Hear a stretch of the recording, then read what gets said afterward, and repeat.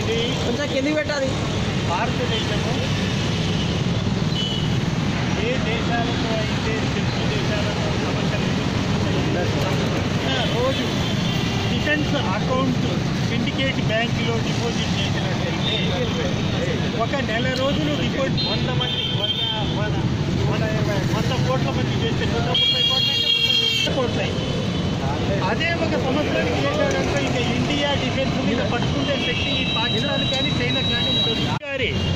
ఆలోచనలు ఏ విధంగా వచ్చాయంటే ఈనాడు మన దేశం మీద డేగ కన్నేసినటువంటి శత్రు దేశాలు పెరుగుతూ పోయాయి. దాంట్లో ముఖ్యంగా పాకిస్తాన్, చైనా ఇవి అనేది మన సంపత్తిని అడుగడుగున మన నిర్వీర్యం పిలుసు మన సైనికుల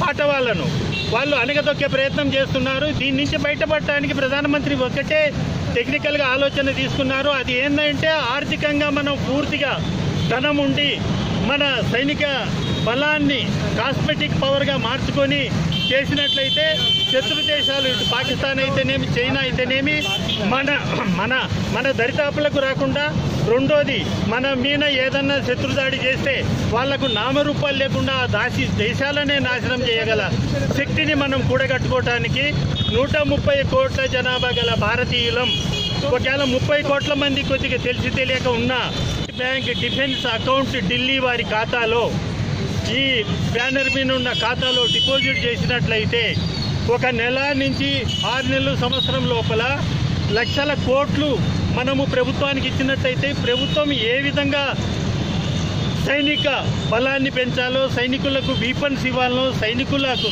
కాస్మెటిక్ పవర్గా చేయాలనో, శత్రు దేశాల గుండెల్లో దడబుట్టించాలనో అదంతా సాధ్యమవుతుంది. కాబట్టి ప్రతి పౌరుడికి మన తెలుగు రాష్ట్రాల ప్రజలకు విజ్ఞప్తి చేస్తున్నాం.